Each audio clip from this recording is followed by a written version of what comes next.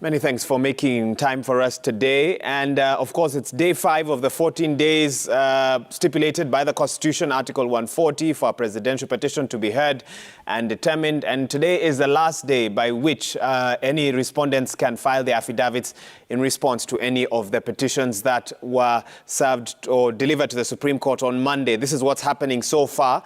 IEBC Vice Chair Juliana Cherera and Commissioner Justice Nyang'aya have accused the Electoral Commission Chairperson Wafula Chebukati of presiding over irregularities in the August 9th presidential election.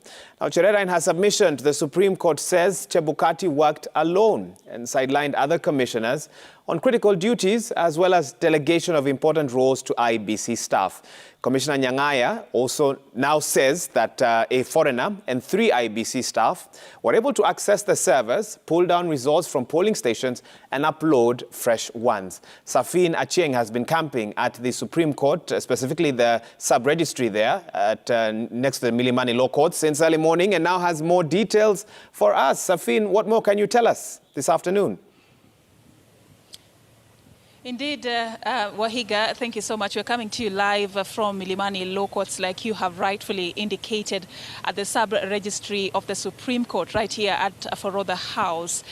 It has been quite a day here because this is actually the final day that respondents in the presidential petitions filed are expected to be filing their responses. So a few have done so this particular morning, and of course you're going to stay here till the tail end of the day, expecting more to come and file their responses here. So key among them is commissioners of the Independent Electoral and Boundaries Commission, that is Commissioner Justice Nyang'aya, and the Vice Chairperson of the Independent Electoral and Boundaries Commission, Juliana Cherera, who have already filed their responses. Remember, they have been mentioned as respondents in the petition that was filed by the Azimio la Umoja One Kenya Alliance presidential candidate Raila Odinga and his running mate Martha Karua, who are actually just citing quite a number of issues that inform why they want the Supreme Court to nullify the 2022 presidential election.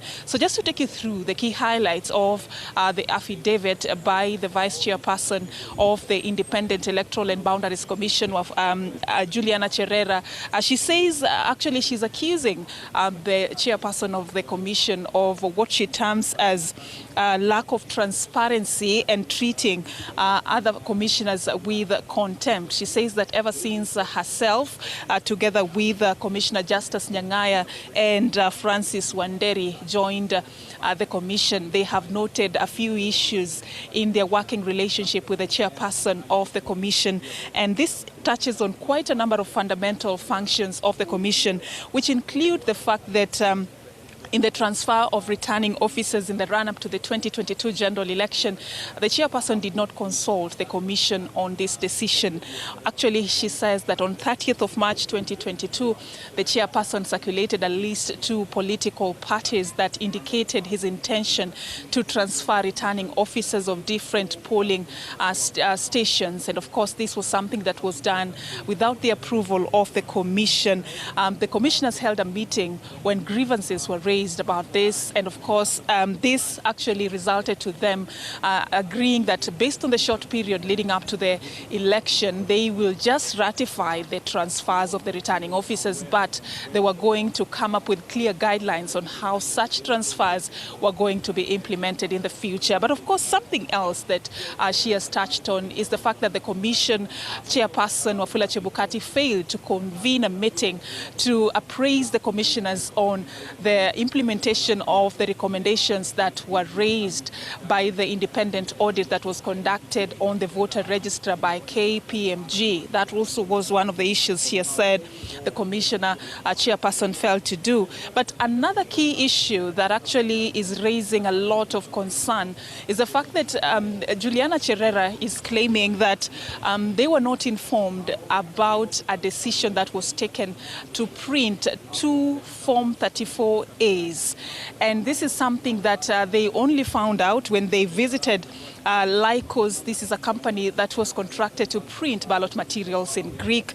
They did a visit on 21st of July, the year 2022, together with Commissioner Francis Wanderi and other stakeholders key in the electoral process, and only discovered about that particular decision to print 2 Form 34As with this regard. This is something that she said raised a lot of controversy, leading to a meeting that was held by the presidential candidates on the 29th of July that brought together IEBC and the presidential candidates just to discuss the way forward on, among others, this particular subject of printing 2 copies of Form 34As. So what was decided in this crucial meeting was the fact that they were going to revert to the original plan, which was to use only 1 copy of the Form 34A, but the other, which had already been printed, was to be sealed in a tamper-proof paper and sealed in the presidential ballot boxes. So that was the way forward. But critical concern there was the fact that even in this critical decision of deciding to increase the copies of Form 34As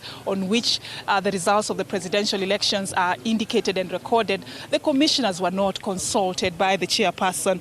So she was only informed also of the arrival of presidential, the first batch of presidential materials in the country on the 6th of July at 9 p.m.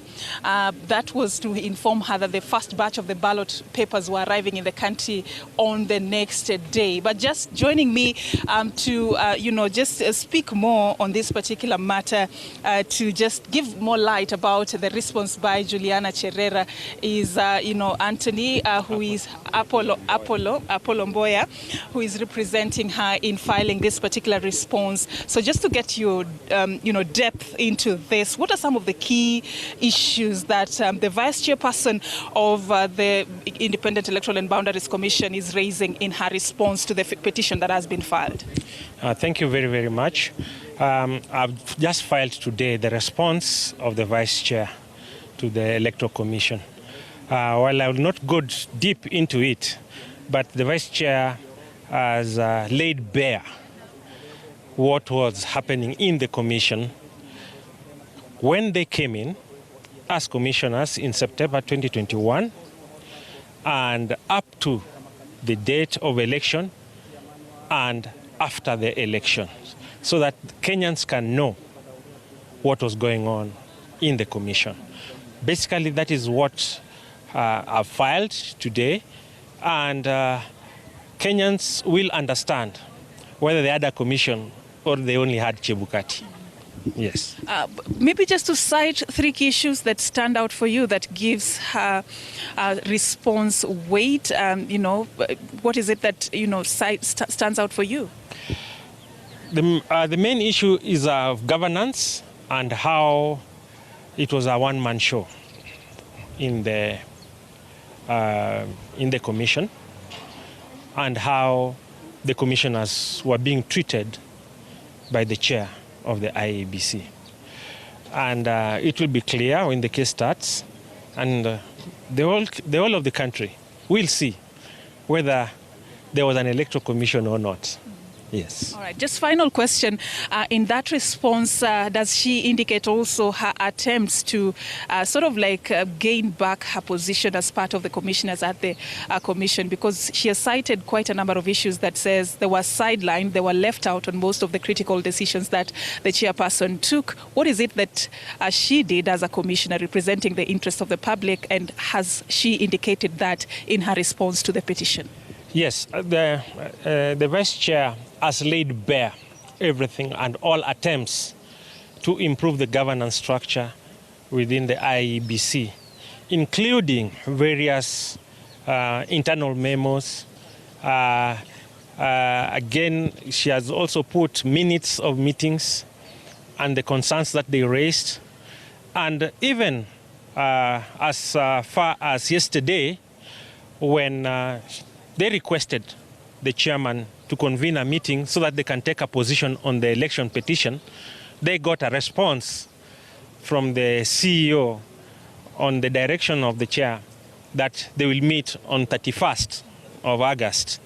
That is well above the time that the responses are supposed to be filed. Today is the last day of the response. The chairman is not ready to meet them, and it is in writing up to August 31st. Yes. Thank you so much for your time. Of course, it is a document that we'll continue to interact with to understand the depth of it. But like he says, the issue that has been raised is the fact that the chairperson of the Independent Electoral and Boundaries Commission in most of the critical decisions acted unilaterally and left the other commissioners out of the decisions they took. That's Apollo Mbowe, who has just filed that particular response on behalf of the vice chairperson of IEBC, Juliana Cherera. Briefly, also, some of these grievances that have been raised have been supported in the response that was filed by yet another commissioner, Justice Nyang'aya, who also has complained about the fact that they were left out, especially on the day that the chairperson of the Independent Electoral and Boundaries Commission was set to make the declaration of the presidential results. Commissioner Nyang'aya says that on the days and the hours leading to that particular announcement, they were sidelined and in fact ambushed on the last minute, and this is what informed his decision of walking out of the National Tallying Center on that fateful day as the chairperson was just set to make that particular announcement. Of course, he says that the chairperson made the decision to announce the outcome of the presidential results without having verified results from 27 constituencies, which might have influenced the outcome of the entire outcome of the presidential results. So he says that personally he cannot ascertain or verify whether what Wafula Chebukati announced on 15th of August 2022 is correct, in as much as he acknowledges that Wafula Chebukati has the power to declare the presidential results. He cannot do that. He cannot declare results that have not been confirmed to be correct by the other commissioners. So in as much as he can act as the presidential returning officer, he also has to act within what is enshrined in law. As a commission, there are 7, so that decision has to be taken jointly as 7 commissioners. So many issues still contained in the response by Justice Nyang'aya. Of course, we'll be continuing just to break down this for our viewers as we continue to look at what is happening here at the Milimani Law Courts. In the afternoon, word is that more responses will be filed. But for now, we hand it over back to you in studio, Wahiga. Thank you, Safina Cheng, for that update. I can assure you Kenyans are eagerly awaiting, if it'll come, that affidavit from